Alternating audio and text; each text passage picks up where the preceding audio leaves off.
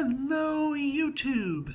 I am Pinstar, and this is This War of Mine, a recent indie title that was released a couple weeks ago. This game kind of flew under the radar during its development, but hit the indie scene by storm. Very, very well stylized, and actually surprisingly strategic. It's like The Sims, only a lot darker, and for anyone who's a fan of my channel knows that I'm a big Sims fan. This game quickly caught my interest, and it is definitely worth your interest as well. So let's dive in with Strategy and Tactics, Episode 1, as I walk you through a playthrough of my own on here, just to see if you can get some tips and tricks to surviving this damn war. Onwards. For those of you who are a little bit more eagle-eyed, you will have noticed that I clicked the continue button rather than the start new thing. That's because I basically re-rolled until I got the 3 survivors that I wanted. I have a very specific trio that I enjoy playing and that I wanted to show you. They're certainly not the only viable start of the game. I'm sure one of the challenges of the game would be to beat the game with all of the sets of survivors, but this is the particular set that I enjoy playing with the most. And that is Pavil, Bruno, and Katia. Alright, so let's see here. We got to get people down and around and starting to salvage stuff. So Bruno, why don't you go downstairs? Pavil, why don't you salvage medium stairs? Katia, get upstairs. Yes, medium stairs is in fact a term. So we want to make use of everybody here. Katia, why don't you start working on that pile upstairs? Even though we don't have the wherewithal, the shovel, basically, so they're going to be whining about a lack of a shovel, but that's okay. We're just trying to get all the good stuff here. You want to get the low-hanging fruit first, these little salvage piles that aren't behind anything, or aren't behind a locked door, aren't behind a pile of rubble. Just go and get them first. Once you've got those, then we can send one of your people downstairs. Double-click to make them run. Okay, Bruno, you're downstairs. Get that place there. Okay, so once you're ready to start making something, the absolute first thing you should make, hands down, no question, I don't care what your start is, make yourself a metal workshop. You need this thing. You need it. Absolutely need it. Without it, you can't make tools and weapons, and you need both of those fairly early in the game. So we are going to place it right here next to the normal workshop. Alright, Bruno, searching everything there. Good. Get to work on that.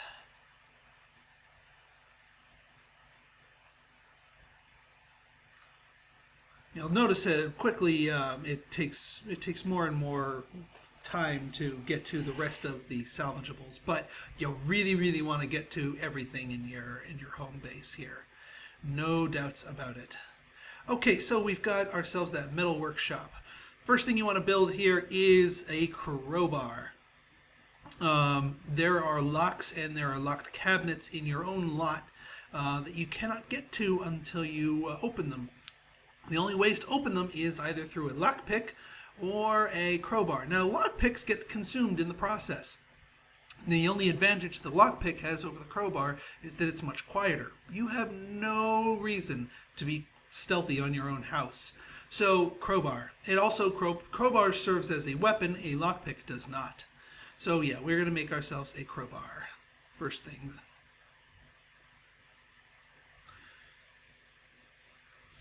See, that's the thing. Even though she doesn't have a shovel here, by the time we get ourselves a shovel built, she'll be through that pile. So we'll just be all the closer to all of our gatherables. And besides, what else would she be doing? Yeah, I know there's a couple of free gatherables over here.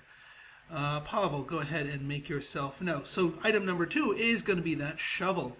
Very, very useful. The main thing is you're not going to be taking this out a lot. Depends on what lot you go to when you go scavenging. More on that a little bit later.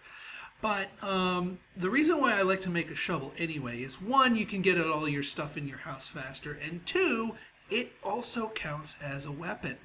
Now, when the game decides that you've been raided and it makes it makes its calculation for how well you defend yourself, and if you've lost anything, it takes into account how many of the people in your base are armed.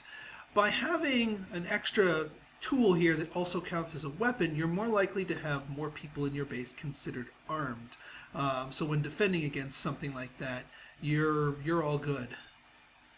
All right, now Pavel, why don't you go and grab these things? Katia, you finish that. Go up there and grab that. All right, you got that. You got that. Bruno, I just saw you notice that, so you're going to crack that open. Katia is cracking that open. Pavel's cracking that open. We are just getting stuff all around. We'll take stock of our inventory once we finish looting our own place. Right now, we are just grabbing everything we physically can. All right. The nice thing is the tools kind of teleport around. Only one person can be using it at a time, but you don't need to hand it off to other people. All right, we are waiting online here for. All right, what was that? That was Bruno. Bruno. Why don't you get down here? You start using your shovel. And you start prying that door open. My goal is to try and get everything in the shelter salvaged before the end of the first day. I mean, it's not hyper critical that you do that, but the more time the more things you can get, the more options you have, basically. Huh, I wonder why he didn't use the shovel.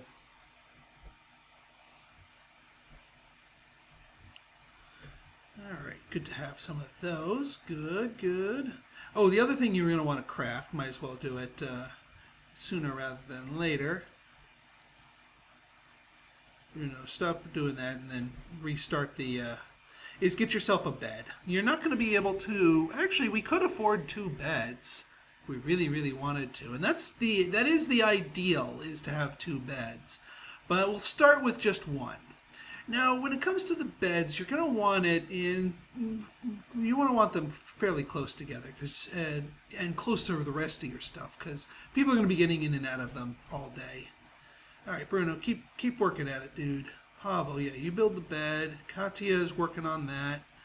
There we go. Pry open that medicine cabinet, or cabinet of some sort. All right, Bruno, you finished that pile, so go ahead and start on that other pile.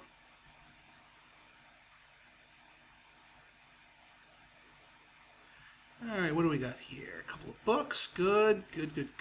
Bruno. I didn't click you away.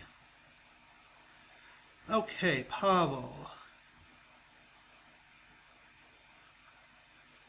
All right, at the very least we have 1 bed, and that's the important part here. And we'll go ahead and force that open. And actually, Pavel, why don't you just disbar the door here to there's nothing to scavenge over here, but that's where the medicine cabinet is. So you might as well pry that open. Okay, now one other important thing is we just got ourselves a bottle of pills, and Bruno is slightly sick, so we're going to have Bruno take the pills, right? No. Whenever you have someone that is just slightly sick or slightly wounded, you can much more easily recover them with just extra bed rest. So we're going to put Bruno to sleep in the bed. And who you send out to scavenge at this stage of the game doesn't really matter. Both Katia and Pavel have themselves 12 bag slots. Now the one downside to this particular build, this start here, is you don't have someone with a lot of bag slots. You don't have the guy that has 15 or the guy that has 17 in your starting house. But that being said, you can still make a lot of progress with just 12. I personally like bringing Katia because to me she's the most valuable, and I know at least for this very first mission, this scavenge mission, the shelled cottage here, there is no danger. No one's going to do anything bad to her. Now I also happen to know that You can't be raided on the first night. So I could have Pavel sleep. In fact, I might just have him sleep. I want to have Bruno sleep in the bed. But you know what? Just to demonstrate best practices, I'm still going to have Pavel guard. Just to show off a couple other techniques that you can pick up in terms of rotating sleep here. Although, you know what? No. Since we only have one bed, I'll have Pavel sleep. Just because you can't be raided on the first night. But only the first night. After the first night, all bets are off. So normally it is a very bad thing to have everybody else in your house sleeping. But in this case, we're going to make use of that one provision that yeah. So, right, prepare. Now, we don't need to bring anything. Well, actually, since we can't be raided, we might as well bring our lockpick and our shovel, since that way we can crack open all the doors and do all the piles.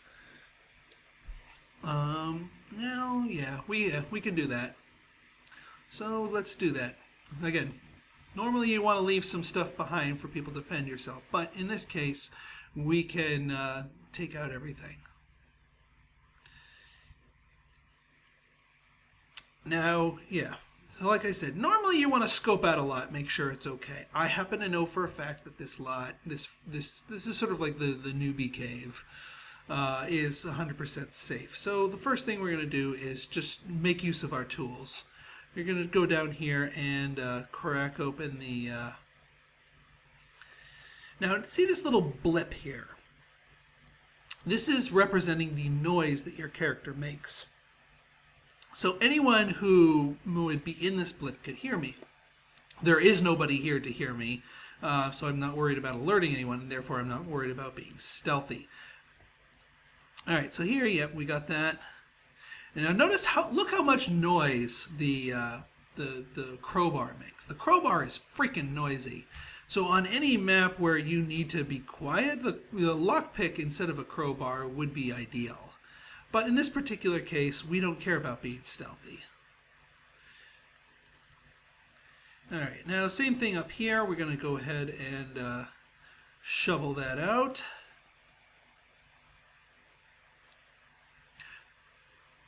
Also, you may notice I didn't click over there. Come on, Katia. Focus. You have bargaining skills, not ADD skills. There we go. And might as well grab the grabbable over there. Can't grab everything here. Interesting. Still good stuff to grab, regardless. But in terms of prioritizing stuff, I will get to that in just a moment. Now, you see that little red blip?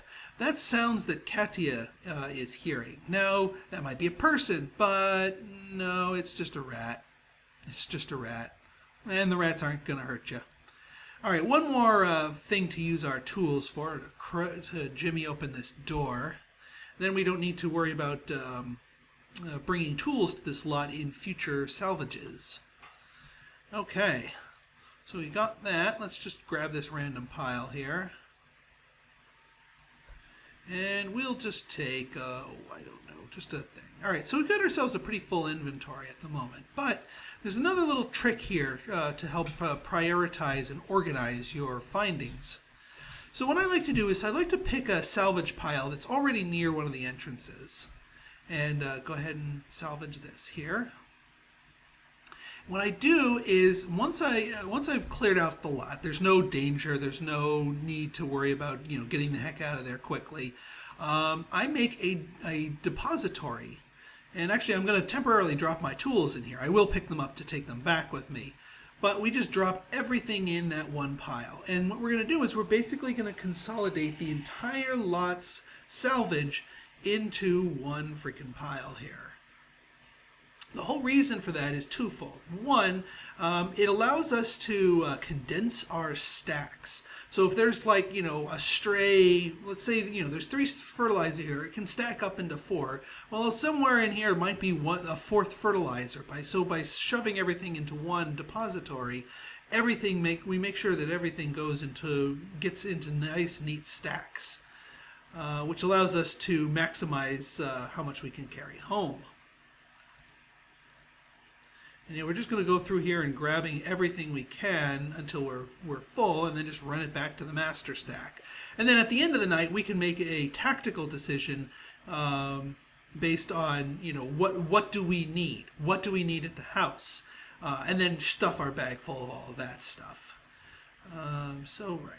Lots of good stuff here. Lots of food, lots of sugar. That useless at the moment, but very worthwhile later on, especially with Katia. Sugar is king with Katia. So going out of our way to obtain that stuff is very, very useful. And I will explain it as we go along here. All right, so we got one harvestable spot down here. More wood and lumber. These are all very useful, by the way, but the only limiting factor is that we can't just carry it all ourselves, all in one go. As much as we'd like to back a truck up here and just haul everything home in one go, we can't. So we take what we can. All right. Run you back to the tactical storage. Keep an eye on the time there. You do not want to get caught after 5 a.m. And it can sneak up on you. It can sneak up on you. Well, around about 3 a.m., you're going to want to start wrapping up whatever you're doing and just make your way back to your master pile and make a decision about what we're going to take home at the end of that day. Because getting stuck out, especially on the first day, not a good start to your run. All right, we'll grab these other two boards, open this place up. Always good to read these little things here. One of the flyers drops. This zone is an anti-terrorist, anti-terrorist. I guess they don't like the dogs. Operation. Persons remaining in the city will be treated as terrorist supporters. For you and your own family safety, leave Pogren immediately. The army guarantees you safe passage. Not many believe them after the atrocities they committed. So, yeah. Trusting the army is not something we're going to be doing. Alright, so more materials there. And then I think there's a few more specific goodies here. Yep, there are. And like I said, we're just going to grab things without... We're not prioritizing what we're grabbing. Oh, come on, you know how to get down there. Just run down the stairs. And I think I should have just enough time to run up there, grab the last of the stuff, and then make a decision about what I'm going to be taking home. Luckily, the clock is paused during these points where I am depositing and picking up my stuff. So once you have your master's cache here, you have all the time in the world to ponder what goods you actually ultimately want to bring home. Without needing to worry about making a hasty decision with the clock ticking down. Come on.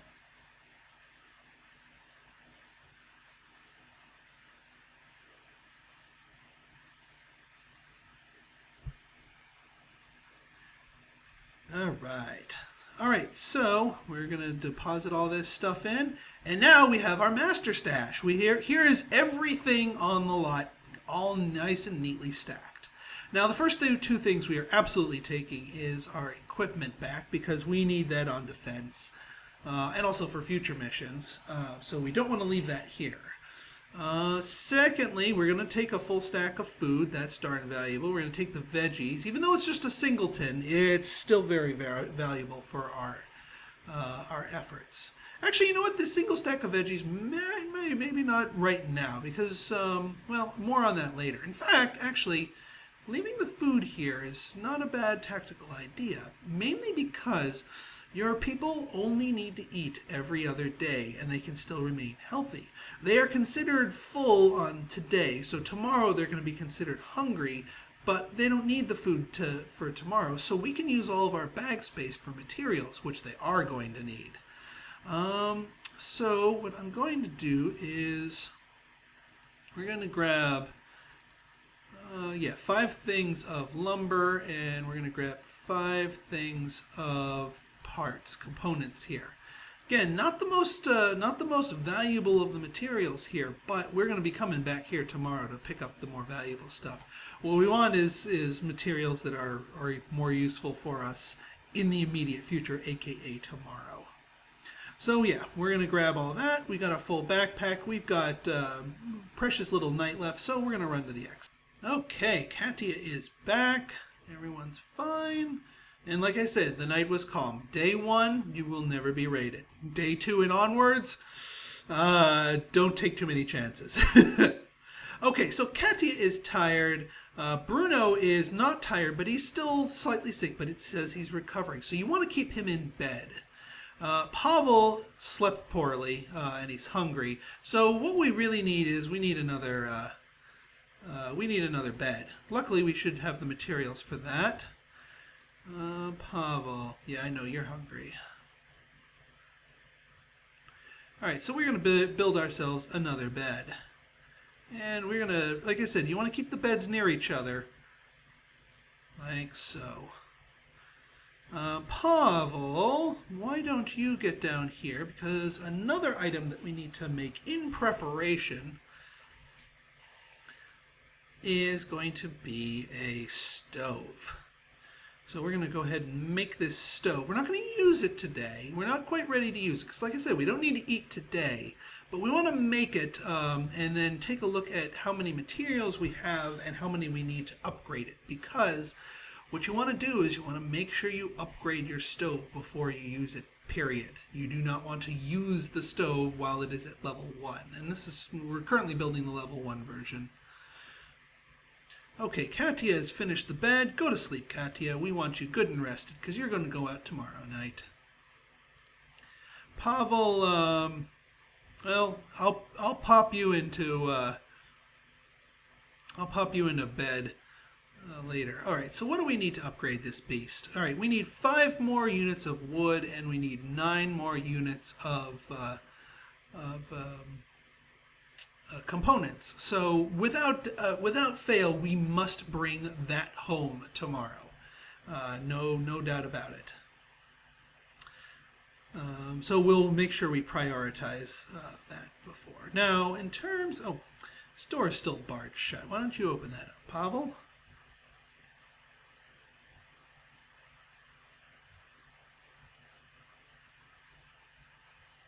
We can take more stuff home tomorrow night, mainly because of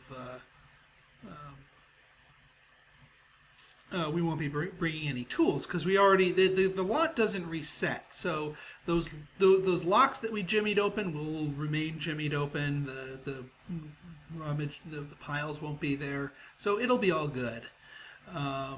So yeah, we don't really need to. Now normally, actually, Pavel, why don't you go just have a seat in the chair and read a little bit. The reason I'm not hitting end day immediately is I'm waiting for Katia to finish sleeping. Once she finishes sleeping, I can get her to, I can basically have Pavel just catch a few Z's. Because she will, once they get a couple of hours of sleep during the day, they will eventually announce that they're, yeah, I know, you slept poorly. We got your beds, but we gotta keep basically keeping Bruno married to his to his bed here until he gets rid of the slightly sick. See there, Katia's done with sleeping. I think Pavel will enjoy having a proper bed to crash. I've had enough sleep. All right, so he's not ready for that. All right, so in that case, we got nothing else really to do here. So let's end our day. Got nothing else to craft. All right, so we got a couple more things here. We could go to the garage because that has some good trades, but I want to go for the guarantees. And we got a lot of stuff, a lot of goodies to get from the shelled cottage. All right, so we're going to have her scavenge. Pavel is on guard, and once again, Bruno continues to sleep in bed so he can recover.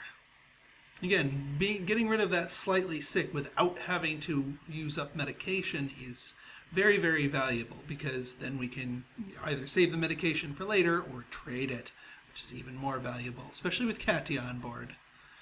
Alright, so shelled cottage. This will be a quickie. Not bringing anything, so plenty of bag space. Alright, and once again, everything is right where we left it. Now, this isn't always true on other lots, especially with other people on here, but for this lot, you don't lose stuff. Alright, so what did I say before? We needed nine components, but I don't like taking non-full stacks, so we're going to take 12. We also needed 5 boards. Again, don't like taking non-full stacks, so we're going to take ourselves 6 boards. That gives us another 6 slots to pick our other forms of inventory. Definitely going to be taking the food. Definitely going to be taking these vegetables. Even though it's a singleton, it's still very worthwhile. Herbal meds, very valuable. Medicine, bandages, very, very valuable all around. And that gives us sort of a freebie spot here. Ooh, weapon parts. I like the weapon parts. Those will go into making us a knife later on. Actually, you know what? We're not gonna have the components to make a knife, I don't think. Actually, we might. Now we need more wood if we wanted that. So not going to take those at the moment. We're going to take this water because you do need water to cook food. We are going to be cooking food, so we want to make sure we have enough fresh water to make that happen. All right, so this looks like a good haul for day 2, and run to exit. 10 minutes in and out. It's too bad you can't have them go and hit other places if you're quick about it in one place.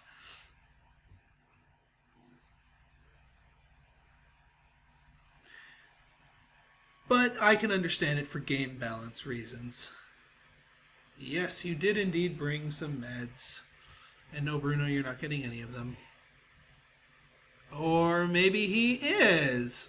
Bruno, you're kind of hungry. Oh, slightly. Oh, for Pete's sake. You know what? He recovered and then he got sick again. Bruno. Well, we got the beds. We got the meds. Well, we're not using the meds because again, you're still slightly. I would use a med on him if he was sick. Okay. So Pavel, let's go ahead and upgrade that stove. There we go. Make it happen because we do not. All right, Katia, you are tired. Start pre-sleeping here. Pavel is tired. Once you finish making that stove upgrade, you will get to bed too. And actually, Bruno, why don't you get out of bed? I know you're still slightly sick, but you are our cook, so you need to cook us some goodies. It is very important, again, talking about the whole nature of being efficient, that you have Bruno, if you have him, cook stuff for you because he uses less fuel, he uses less water. He uses a lot. He's just more efficient. So it's not like they get more hunger satisfaction out of the deal. Oh. Well, I kind of outfoxed myself here. We don't have any poopy pants. We don't have enough components for fuel. I have indeed outfoxed myself. Well, we got one spare board that we're going to use, and I'm going to have to burn a book. I don't like burning books. But we're going to have to, just to make sure everyone eats, because we don't want to have anyone not eat.